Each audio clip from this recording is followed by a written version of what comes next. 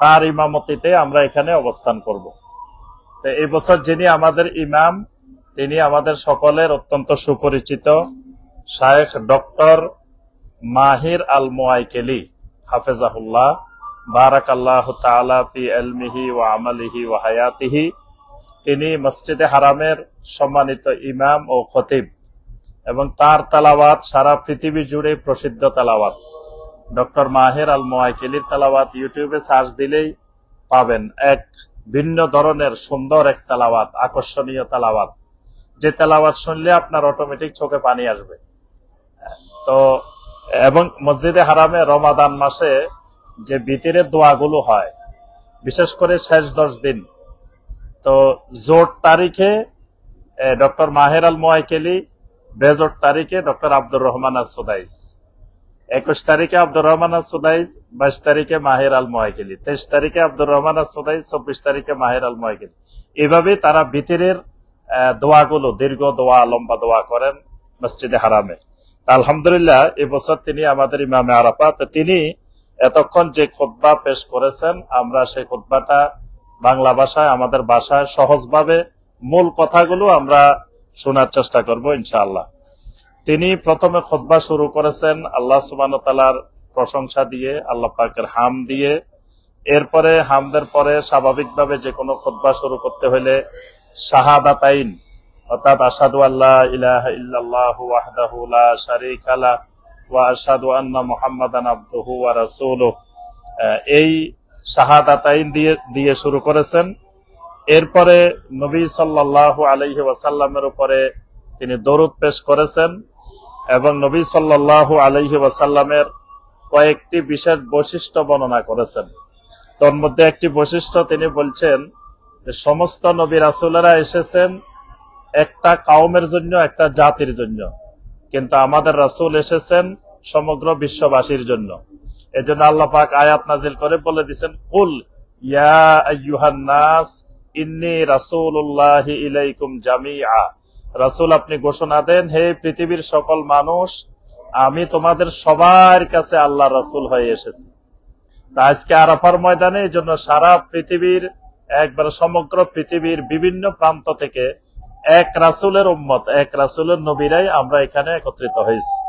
এরপরে তিনি আল্লাহ রাসূলের আরেকটি বিশেষ বৈশিষ্ট্য বর্ণনা করছেন যে নবী সাল্লাল্লাহু আলাইহি ওয়াসাল্লামকে আল্লাহ পাক পাঠিয়েছেন আমাদেরকে তার ইত্তেবা করার জন্য, তার অনুসরণ করার জন্য, এবং আল্লাহ রাসূলের ইত্তেবার মধ্যেই, সুন্নতের অনুসরণের মধ্যেই একমাত্র হেদায়েত।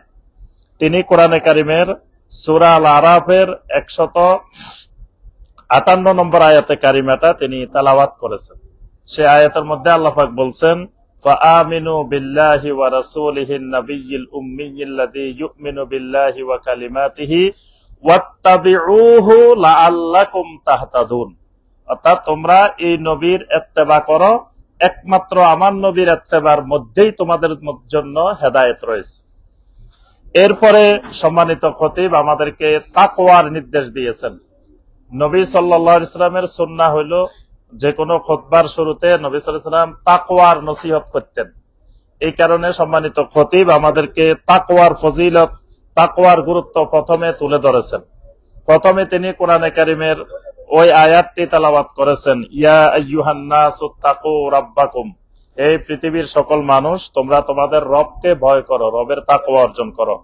এরপরে তাকওয়ার তিনি কয়েকটা ফজিলত বর্ণনা করছেন। একটা ফজিলত হলো যারা তাকওয়াবান আল্লাহ পাক তাদেরকে সব ক্ষেত্রে নাজাত দান করেন, মুক্তি দান করেন।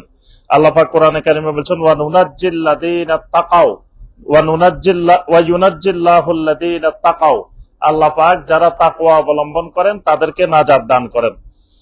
এরপরে আরেকটা আয়াত সূরা তালাকের 2 নম্বর আয়াতটা তেলাওয়াত করছেন, ওয়া মান ইয়াত্তাকিল্লাহা ইয়াজআল লাহু মাখরাজা ওয়া ইয়ারযুকহু মিন হাইসু লা ইয়াহতাসিব। যারা তাকওয়া অবলম্বন করবেন আল্লাহ তাদেরকে বের হওয়ার সকল উপায় বের করে দিবেন, এবং তাদের জন্য এমন রিজিকের ব্যবস্থা করবেন যে রিজিক তারা কল্পনাও করতে পারে না। এরপরে সম্মানিত খতিব তাওহীদের গুরুত্ব তুলে ধরেছেন। সর্বপ্রথম তিনি তাওহীদের বিষয়ে খুতবার মধ্যে আলোচনা করেছেন যে এই আল্লাহ রাব্বুল আলামিনের তাওহীদ আমাদের ইমানের মূল শক্তি, তাওহীদ আমাদের ইমানের রূহ, অর্থাৎ ইমান মানি তাওহীদ, তাওহীদ আছে ইমান আছে, তাওহীদ নাই ইমান নাই। তিনি এ ব্যাপারে কয়েকটি আয়াতে কারিমা তুলে ধরেছেন। ইনিল হুকমু ইল্লা লিল্লাহ, এই আয়াতটি তিনি তেলাওয়াত করেছেন যে একমাত্র মুমিন, সমগ্র পৃথিবীর মানুষ আইন মানবে, বিধান মানবে, হুকুম মানবে একমাত্র আল্লাহ। এটাই হলো আল্লাহ রাব্বুল আলামিনের তাওহীদ, অর্থাৎ আল্লাহ ছাড়া আর কারো হুকুম, কারো বিধান, কারো আইন মানা যাবে না। এটাকেই আল্লাহ পাক বলেন যালিকা দীনুল কাইয়্যিম, এটাই হলো একমাত্র প্রতিষ্ঠিত দিন। এরপরে তিনি সূরা আল বাকারার 21 নম্বর আয়াতে কারিমাটা তেলাওয়াত করেছেন, যেখানে আল্লাহ পাক সর্বপ্রথম কোরআনে কারিমের প্রথম নির্দেশটা দিয়েছেন। মানে কোরআন তেলাওয়াত শুরু করলে প্রথম থেকে কিন্তু কোনো নির্দেশ নাই, কোনো নির্দেশও নাই, নিষেধও নাই, আদেশও নাই, নিষেধও নাই। সূরা আল বাকারার 20 নম্বর আয়াত পর্যন্ত কোনো আদেশও করেন নাই আল্লাহ পাক, নিষেধও করেন নাই। 21 নম্বর আয়াতে আল্লাহ পাক প্রথম আদেশ করছেন, সেই আদেশটা তাওহীদের আদেশ। তো সেই আয়াতটা তিনি তেলাওয়াত করেছেন, ইয়া আইয়ুহান নাসু উবুদু রাব্বাকুমুল্লাযী খালাকাকুম ওয়াল্লাযীনা মিন ক্বাবলিকুম লাআল্লাকুম তাত্তাকুন। আল্লাহ পাক বলেন, হে দুনিয়ার সকল মানুষ, তোমরা একমাত্র তোমাদের রবের ইবাদত করো, রবের গোলামি করো, যিনি তোমাদেরকে সৃষ্টি করেছেন এবং তোমাদের পূর্ববর্তীদেরকেও যিনি সৃষ্টি করেছেন। লাআল্লাকুম তাত্তাকুন, একমাত্র আল্লাহর গোলামি করলে আশা করা যায় তোমরা মুত্তাকিন হতে পারবে। এরপরে তিনি আরো একটি আয়াত তেলাওয়াত করেছেন, ওয়া ইলাহুকুম ইলাহু ওয়াহিদ। আল্লাহ পাক বলেন, তোমাদের মাবুদ, সত্যিকারের একমাত্র মাবুদ তিনি, একক মাবুদ, অর্থাৎ আমাদের আল্লাহ ছাড়া আর কোনো মাবুদ নাই। এরপরে তিনি বলছেন যে তাওহীদের রোকন হলো দুইটা, একটা হলো তাওহীদুল্লাহ সুবহানাহু ওয়া তাআলা, আর একটা তাওহীদুর রাসূল সাল্লাল্লাহু আলাইহি ওয়াসাল্লাম, অর্থাৎ একটা আল্লাহ পাকের তাওহীদ, একটা আল্লাহ রাসূল সাল্লাল্লাহু আলাইহি ওয়াসাল্লামের তাওহীদ। এজন্য আমরা কালেমার মধ্যে এক অংশে লা ইলাহা ইল্লাল্লাহ বলি, আরেকটা অংশ মুহাম্মাদুর রাসূলুল্লাহ সাল্লাল্লাহু আলাইহি ওয়াসাল্লাম বলি। লা ইলাহা ইল্লাল্লাহ বলে আমরা ঘোষণা দিই যে আল্লাহ রাব্বুল আলামিন ছাড়া আর কোন সত্যিকারের মাবুদ নাই, এটা আল্লাহর তাওহীদ, অর্থাৎ ইবাদত করব একমাত্র আল্লাহ। আর মুহাম্মাদুর রাসূলুল্লাহ সাল্লাল্লাহু আলাইহি ওয়াসাল্লাম ঘোষণা দিয়ে এই কারণে যে যত আল্লাহর ইবাদত করব একমাত্র মুহাম্মাদুর রাসূলুল্লাহ সাল্লাল্লাহু আলাইহি ওয়াসাল্লামের তরিকায় করব, এর বাহিরে কোন তরিকায় আল্লাহর ইবাদত করব না। তো তিনি নবী সাল্লাল্লাহু আলাইহি ওয়াসাল্লামের খতমে নবুয়তের ব্যাপারে সূরা আল আহজাবের প্রসিদ্ধ আয়াতটি তেলাওয়াত করেছেন, মা কানা মুহাম্মাদুন আবা আহাদিম মির রিজালিকুম ওয়ালাকির রাসূলুল্লাহি ওয়া খাতামান নাবিয়্যিন। আল্লাহর রাসূল খাতামুন নাবিয়্যিন, সমস্ত নবীদের শেষ, তিনি খতমে নবুয়ত, তারপরে কিয়ামত পর্যন্ত আর কোন নবী রাসূল আসবেন না। এরপরে তিনি বলছেন যে ইসলামের 5টি রোকন। তো 1 নম্বর রোকন হলো, তিনি ওই হাদিসটা বলছেন, বুনিয়াল ইসলাম আলা খামস শাহাদাতে আল্লাহ ইলাহা ইল্লাল্লাহ ওয়া আন্না মুহাম্মাদার রাসূলুল্লাহ। যে নবী সাল্লাল্লাহু আলাইহি ওয়াসাল্লাম বলেছেন ইসলাম 5টি ভিত্তির উপরে স্থাপিত হয়েছে। 1 নম্বর হলো শাহাদাতে আল্লাহ ইলাহা ইল্লাল্লাহ ওয়া আন্না মুহাম্মাদার রাসূলুল্লাহ। 2 নম্বর হলো ওয়া ইকামিস সালাহ, সালাত কায়েম করা। সালাত কায়েমের ব্যাপারে তিনি একটা আয়াত তেলাওয়াত করেছেন, ওয়া আকিমিস সালাহ ইন্নাস সালাতা তানহা আনিল ফাহশাই ওয়াল মুনকার ওয়ালা যিকরুল্লাহি আকবার ওয়াল্লাহু ইয়ালামু মা তাসনাউন। আল্লাহ পাক বলেন সালাত তোমাদেরকে সকল প্রকার অশ্লীল এবং মুনকার কাজ থেকে তোমাদেরকে ফিরিয়ে রাখে, এজন্য সালাত ইসলামের রোকন। 3 নম্বর রোকন ওয়া ইতাইজ যাকাত, যাকাত আদায় করা। যাকাতের ব্যাপারে তিনি আয়াত তেলাওয়াত করেছেন, খুয মিন আমওয়ালিহিম সাদাকাতান তুতাহহিরুহুম ওয়া তুযাক্কিহিম বিহা। আল্লাহ পাক রাসূলকে বলেন আপনি তাদের থেকে যাকাত আদায় করেন, তাদেরকে নিজেদেরকে পরিশুদ্ধ করেন, তাদের সম্পদটাকে পরিশুদ্ধ করেন। এরপরে 4র্থ রোকন হলো সিয়াম, ইসলামের 4র্থ রোকন সিয়াম। সিয়ামের ব্যাপারে তিনি সূরা আল বাকারার 185 নম্বর আয়াতটা তেলাওয়াত করেছেন, যেখানে আল্লাহ পাক বলেন শাহরু রমাদান আল্লাযী উনজিলা ফীহিল কুরআন হুদাল লিন-নাসি ওয়া বায়্যিনাতিন মিনাল হুদা ওয়াল ফুরকান ফামান শাহিদা মিনকুমুশ শাহরা ফালিয়াসুমহু। এটা সিয়াম ফরজ হওয়ার দলিল, এই আয়াতটা তিনি তেলাওয়াত করছেন। ইসলামের 5ম রোকন হাজ্জু বাইতুল্লাহিল হারাম, যে ইসলামের 5 নম্বর রোকন হলো বাইতুল্লাহর হজ পালন করা। তো এই ব্যাপারে তিনি আল্লাহ পাক ইব্রাহিম আলাইহিস সালামকে যে আয়াতটা দিয়ে বলছেন হজের ঘোষণা দেওয়ার জন্য, সেই আয়াতটা তেলাওয়াত করেছেন, ওয়াআযযিন ফিন নাসি বিল হজ, যে আপনি পৃথিবীর মানুষদেরকে হজের নির্দেশ দেন। এই আয়াতটা তিনি আমাদেরকে স্মরণ করে দিয়েছেন। এরপরে তিনি ইসলামের পরে অর্থাৎ প্রথম তিনি আলোচনা করেছেন ইসলাম, তারপরে তিনি ইমানের ব্যাপারে বলছেন, ইমানের তাওহীদের ব্যাপারে বলছেন, এরপরে তিনি ইহসানের ব্যাপারেও আমাদেরকে স্মরণ করিয়ে দিয়েছেন যে ইহসান আনতা আবুদাল্লাহা কাআন্নাকা তারা ফা ইল্লাম তাকুন তারাহু ফা ইন্নাহু ইয়ারাক। যে নবী সাল্লাল্লাহু আলাইহি ওয়াসাল্লাম বলছেন ইহসান হলো আল্লাহর ইবাদত এমন ভাবে করো যেন তুমি আল্লাহকে দেখতেছো, যদি আল্লাহকে না দেখো তো আল্লাহ সুবহানাহু ওয়া তাআলা তোমাকে দেখতেছেন, এইভাবে আল্লাহর ইবাদত করো। এরপরে খতিব, সম্মানিত খতিব বলছেন যে আজকের এই দিনটা হলো ইয়াউমে আরাফা, আল ইয়াউম ইয়াউমে আরাফা। তিনি সমস্ত মুসল্লিয়ানে কেরামের উদ্দেশ্য করে বলছেন যে আজকের দিন আরাফার দিন। আজকের দিন, এই দিনটা হলো ইসলাম পরিপূর্ণ হওয়ার দিন, পরিপূর্ণ হওয়ার দিন। এই সাথে সাথে তিনি সূরা আল মায়েদার ৩ নম্বর আয়াতটা তেলাওয়াত করেছেন, যেটা এখানে নাজিল হয়েছিল, আল ইয়াউমা আকমালতু লাকুম দীনাকুম ওয়া আতমামতু আলাইকুম নি'মাতি ওয়া রাদিতু লাকুমুল ইসলাম দীনা। আজকের এই দিনে তোমাদের জন্য তোমাদের দিনকে আমি পরিপূর্ণ করে দিলাম। অর্থাৎ এই জায়গায় ইসলাম পরিপূর্ণ হয়েছে, ইসলাম দিনকে আল্লাহ পরিপূর্ণতার ঘোষণা দিছে। সুতরাং আমরা যারা এখানে আসছি, আমরা পরিপূর্ণ দিন মানার অঙ্গীকার নিয়েই আমরা এখান থেকে যাব। এই কারণে এখানে এটা স্মরণ করা দেওয়া হয়েছে। তার সাথে সাথে বলা হয়েছে যে এখানে যারা আসবে, এই আরাফার যারা উপস্থিত আছেন মুসল্লিয়ানে কেরাম, তারা একটা নীতিমালা মেনে চলবেন যে আল্লাহ রাসূল বলেছেন লা দরারা ওয়ালা দারারা, যে কারো ক্ষতিও করা যাবে না, নিজে ক্ষতিগ্রস্ত হওয়া যাবে না। এজন্য আমরা এখানে যারা অবস্থান করব, খুব করব, কারো ক্ষতিও করব না, মানে কেউ আমার দ্বারা কষ্ট পাবে না, আমিও যেন কারো দ্বারা কষ্ট না পাই, এই দিকটা খেয়াল রাখার কথা বলছেন। এরপরে তিনি বলছেন যে ইসলামের আমাদেরকে শিখায় সালাতুল আরহাম, আত্মীয়তা সম্পর্ক রক্ষা করা, আমানত আদায় করা, তারপরে নেতৃত্বের কথা শোনা। এই ব্যাপারে তিনি কয়েকটা আয়াত তেলাওয়াত করে আমাদেরকে স্মরণ করে দিয়েছেন। ইন্নাল্লাহা ইয়া'মুরু বিল আদলি ওয়াল ইহসান ওয়া ইতাইযিল কুরবা ওয়া ইয়ানহা আনিল ফাহশাই ওয়াল মুনকার ওয়াল বাগি ইয়াইযুকুম লাআল্লাকুম তাযাক্কারুন। এই আয়াতটা তিনি তেলাওয়াত করছেন। এখানে আদল, ইহসান, আমরা সময় সংক্ষেপের কারণে আমরা বেশি সবগুলা আয়াতের অনুবাদ করতেছি না, সংক্ষেপে আয়াতগুলো বলে দিচ্ছি। এখানে আল্লাহ পাক আদল এবং ইহসানের কথা বলছেন। এরপরে আমানত আদায়ের ব্যাপারে তিনি ওই আয়াতটা তেলাওয়াত করছেন, ইন্নাল্লাহা ইয়া'মুরুকুম আন তুআদ্দুল আমানাতি ইলা আহলিহা। আল্লাহ পাক তোমাদেরকে নির্দেশ দিচ্ছেন তোমরা যেন প্রত্যেকের আমানত যথাযথভাবে পৌঁছিয়ে দাও। এরপরে আল্লাহ পাক বলেন ইয়া আইয়ুহাল্লাযীনা আমানু আতিউল্লাহা ওয়া আতিউর রাসূলা ওয়া উলিল আমরি মিনকুম ফাইন তানাযাতুম ফি শাইইন ফারুদ্দুহু ইলাল্লাহি ওয়া রাসূল ইন কুনতুম তুমিনুনা বিল্লাহি ওয়াল ইয়াউমিল আখির। সূরা আন-নিসার 59 নম্বর আয়াত। আল্লাহ পাক এখানে বলছেন যে তোমরা আল্লাহর আনুগত্য করো, রাসূলের আনুগত্য করো, এবং যারা তোমাদের উলিল আমর অর্থাৎ রাষ্ট্রীয় ক্ষেত্রে এবং দ্বীনের ক্ষেত্রে যারা তোমাদের উলিল আমর, তাদেরও তোমরা আনুগত্য করো। এরপরে এবারের খুতবার মূল প্রতিপাদ্য বিষয় যেটা তিনি নিয়ে এসেছেন, যেটার উপরে তিনি খুবই জোর দিয়েছেন, এবং বিশেষভাবে এই খুতবার মূল যেটা পয়েন্ট, কি পয়েন্ট যেটা, সেটা হলো যে মাকাসিদুশ শরিয়াহ। এবারের খুতবার মূল প্রতিপাদ্য বিষয় তিনি যেটা উপস্থাপন করেছেন সেটা হলো মাকাসিদুশ শরিয়াহ। মাকাসিদুশ শরিয়াহ মানে আল্লাহ রাব্বুল আলামিন আমাদের উপরে যেই শরীয়ত ফরজ করেছেন, এই শরীয়তকে, শরীয়তের যত আইন কানুন বিধিবিধান আল্লাহ দিয়েছেন, এটা সবগুলা বিধিবিধান একটা লক্ষ্য উদ্দেশ্যকে সামনে রেখে আল্লাহ পাক এই বিধানগুলো দিয়েছেন।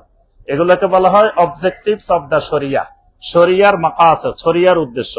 তো তিনি বলছেন যে আল্লাহ সুবহানাহু ওয়া তাআলা যত বিধিবিধান আমাদের উপরে ফরজ করেছেন, যত হারাম করেছেন, এই সবগুলোর পিছনে 5টি উদ্দেশ্য আছে, 5টি মাকাসিদুশ শরিয়াহ আছে।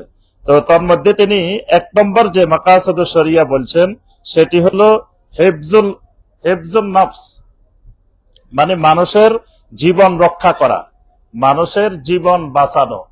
এটা হলো হিফজুন নফস, মানুষের নফসকে অর্থাৎ মানুষকে বাঁচানো। মানুষ পৃথিবীতে বেঁচে থাকার উদ্দেশ্যে আল্লাহ রাব্বুল আলামিন অনেকগুলা শরীয়তের বিধিবিধান বান্দার উপরে ফরজ করছেন এবং হারাম করছেন।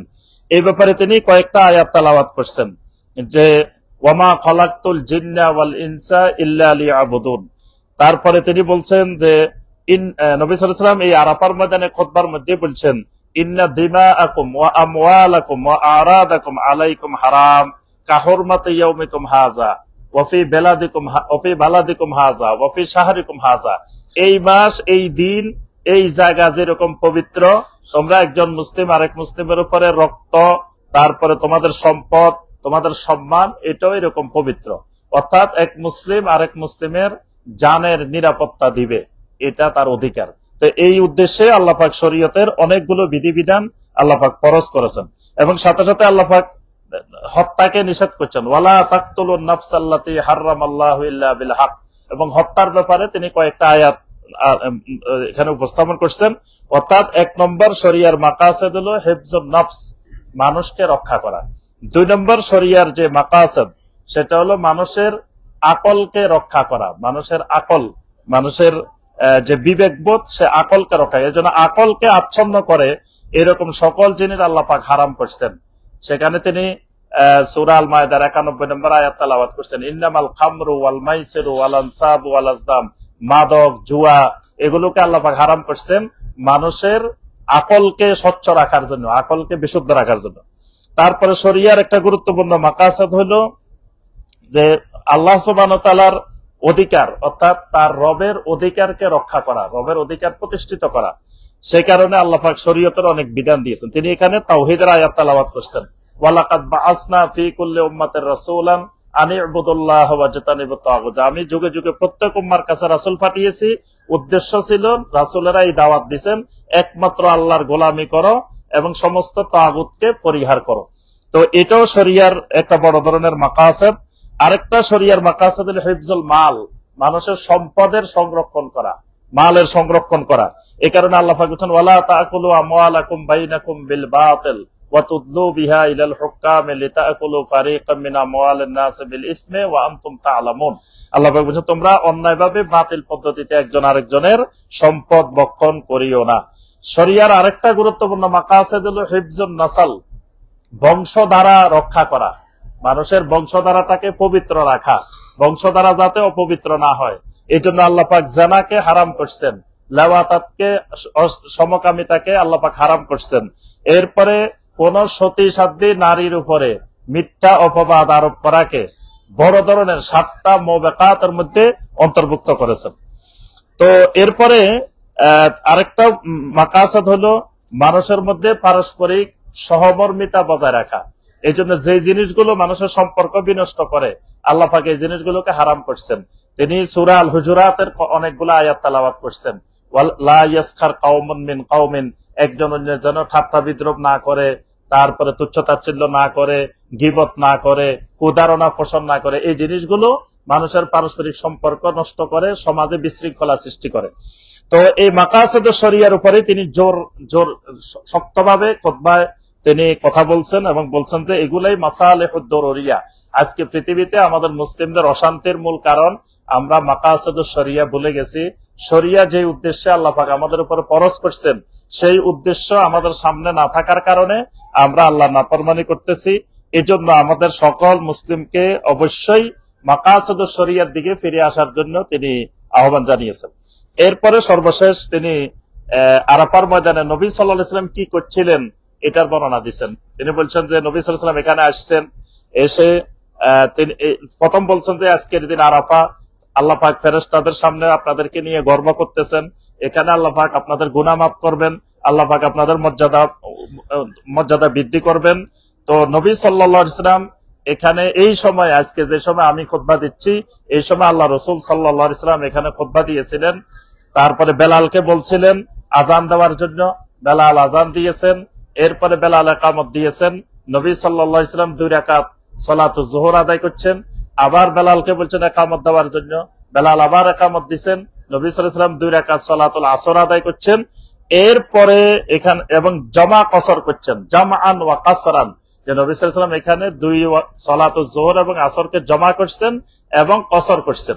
তো খতিব এই হাদিসটা শুনাইছেন এই জন্য যাতে এই আরাফার ময়দানে আমরা যারা আসছি তারাও নবী সাল্লাল্লাহু আলাইহি ওয়াসাল্লামের সুন্নতের অনুসরণে আমরাও যেন এখানে 1 আজান 2 ইকামতে জমাআন কাসরান, অর্থাৎ কসর 2 রাকাত এবং একত্রে যোহরের সাথেই আসর, এটা নবী সাল্লাল্লাহু আলাইহি ওয়াসাল্লামের সুন্নাহ। নবী সাল্লাল্লাহু আলাইহি ওয়াসাল্লাম এখানে আদায় করছেন, তিনি হাদিস সহ এখানে উল্লেখ করেছেন। এরপরে যখন সালাত শেষ হয়েছে তখন নবী সাল্লাল্লাহু আলাইহি ওয়াসাল্লাম সূর্যাস্ত পর্যন্ত এখানে আল্লাহর জিকির করেছেন এবং আল্লাহর কাছে দোয়া করেছেন। এরপরে তিনি নবী সাল্লাল্লাহু আলাইহি ওয়াসাল্লাম সালাত মাগরিবের পরে সূর্য ডোবার পরে তিনি মুজদালিফা গেছেন, সেখানে মাগরিবে শাহ আদায় করেছেন। এরপরে হজের কাজগুলোর বর্ণনা দিয়েছেন। তারপরে নবী সাল্লাল্লাহু আলাইহি ওয়াসাল্লাম জামারা কাবায় গেছেন। তারপরে নবী সাল্লাল্লাহু আলাইহি ওয়াসাল্লাম তাওয়াফে ইফাদা করছেন। আল্লাহ রাসূল হজ্জে কেরান করছিলেন, এজন্য আল্লাহ রাসূলের সাই করা লাগে নাই, তিনি শুধু তাওয়াফে ইফাদা করছেন। তাওয়াফে ইফাদা করে আবার নবী সাল্লাল্লাহু আলাইহি ওয়াসাল্লাম মিনায় ফেরত আসছেন। তারপরে আইয়ামে তাশরিকের দিনগুলোতে মিনায় অবস্থান করছেন। সেখানে তিনি 11, 12, 13 তারিখ তিনি জামারায় পাথর নিক্ষেপ করেছেন। এরপরে আরেকটা জিনিস এখানে উনি বিশেষ করে উল্লেখ করছেন, 13 তারিখ তাখির করা, 13 তারিখও মিনায় অবস্থান করা, এটা নবী সাল্লাল্লাহু আলাইহি ওয়াসাল্লামের সুন্নাহ। এজন্য বলছে যে আপনারা 13 তারিখও এই তাবুতে অবস্থান করবেন। আর এরপরে নবী সাল্লাল্লাহু আলাইহি ওয়াসাল্লাম আবার কাবায় গিয়েছেন, সেখানে গিয়ে নবী সাল্লাল্লাহু আলাইহি ওয়াসাল্লাম তাওয়াফুল বিদা করে তিনি মদিনার উদ্দেশ্যে রওনা দিয়েছেন। তো আল্লাহ রাসূল এই আরাফায় উকুব করেছেন আলা কাসরাতি যিকরি ওয়া দুআ, বেশি বেশি দোয়া, বেশি বেশি জিকির। মানে এখানকার আমল হলো বেশি বেশি দোয়া, বেশি বেশি আল্লাহর জিকির, এটাই হলো এখানকার আমল। তো তিনি বলেন ফাক্তাদু বি, সুতরাং আরাফার মুসল্লিরা আপনারাও নবী সাল্লাল্লাহু আলাইহি ওয়াসাল্লামের অনুসরণে সূর্য ডোবা পর্যন্ত বেশি বেশি দোয়া করেন, বেশি বেশি জিকির করেন। এরপরে দোয়ার কয়েকটা আয়াত তিনি তেলাওয়াত করেছেন। উদউ রাব্বাকুম তাদাররুআ ওয়া খুফিয়া, যে তোমাদের রবের কাছে দোয়া করো অত্যন্ত কাকুতি মিনতি সহকারে, ভয় সহকারে, নিজেকে একেবারে তুচ্ছ মনে করে আল্লাহর কাছে দোয়া করো। উদউ রাব্বাকুম তামা ওয়া খাউফা, আল্লাহর কাছে আশা নিয়ে এবং ভয়ের সাথে এখানে আরাফায় আপনারা দোয়া করেন। এরপরে বলছে যে আপনারা নিজেদের জন্য দোয়া করেন, পরিবারের জন্য দোয়া করেন, আপনাদের আত্মীয় স্বজনের জন্য দোয়া করেন, জীবিত মৃত সবার জন্য দোয়া করেন, আপনাদের দেশের জন্য দোয়া করেন। তবে আপনাদের দোয়ার মধ্যে এই দোয়াটা করতে বলবেন না, সেটা হলো লিল ইখওয়ান আল ফিলিস্তিনিয়িন, আমাদের মাজলুম ফিলিস্তিন মুসলিম ভাই বোনদের জন্য আরাফার ময়দানে আপনারা দোয়া করতে বলবেন না। এই কথাটা খতিব আপনাদেরকে জোর করে বলছেন যে ফিলিস্তিনের মাজলুম ভাই বোনদের জন্য যেন আমরা আরাফার ময়দানে সবাই দোয়া করি। তারা জালেম দ্বারা, ইহুদিবাদী দ্বারা চরম ভাবে নির্যাতিত, চরম ভাবে অত্যাচারিত, তাদের জন্য আমরা দোয়া করি। এরপরে তিনি সবার জন্য দোয়া করছেন। খাদেমুল হারামাইন আশ শরীফাইন বাদশাহ সালমানের জন্য তিনি দোয়া করছেন। তারপরে যিনি বর্তমানে যুবরাজ মোহাম্মদ বিন সালমান, তার জন্য দোয়া করছেন।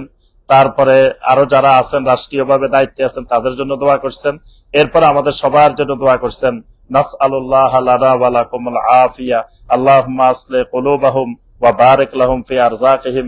এভাবে আমাদের সবার জন্য, দেশ ও জাতির জন্য দোয়া করে এরপরে সুবহানা রাব্বিকা রাব্বিল ইজ্জাতি আম্মা ইয়াসিফুন ওয়া সালামুন আলাল মুরসালিন ওয়ালহামদুলিল্লাহি রাব্বিল আলামিন, এটা বলে সম্মানিত খতিব আজকের খুতবা, আরাফার খুতবা সমাপ্ত করেছেন। তা আলহামদুলিল্লাহ, আসলে আরবি যতটুকু, বাংলা করতে গেলে আরো অনেক বড়, আমরা সংক্ষেপে বলার চেষ্টা করেছি।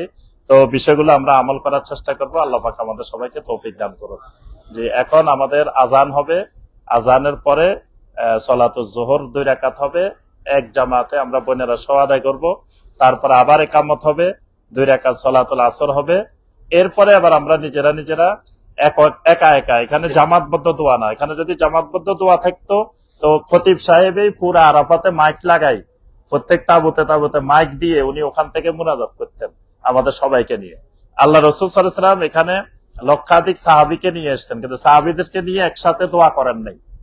তো যদি এটা সুন্নত হইতো, উত্তম হইতো, তাহলে আল্লাহ রাসূল একসাথেই করতেন 1.25 লক্ষ সাহাবীকে নিয়ে। তারপরে খতিব সাহেবও আমাদের সবাইকে নিয়ে করতেন। এজন্য এখানে সুন্নত হলে এককভাবে, তবে সবসময় হাত তুলে দোয়া করবেন, কিবলামুখী হয়ে দোয়া করবেন। আর মাঝে মাঝে তাবুর বাহিরে গিয়ে, খোলা প্রান্তরে, খোলা জায়গায় গিয়ে আল্লাহর কাছে দোয়া করবেন, কান্নাকাটি করবেন। এটাই দোয়ার আমাদের জীবনের সবচাইতে গুরুত্বপূর্ণ সময়। আল্লাহ পাক আমাদের সবাইকে তৌফিক দান করুন। আমিন ইয়া রাব্বাল আলামিন।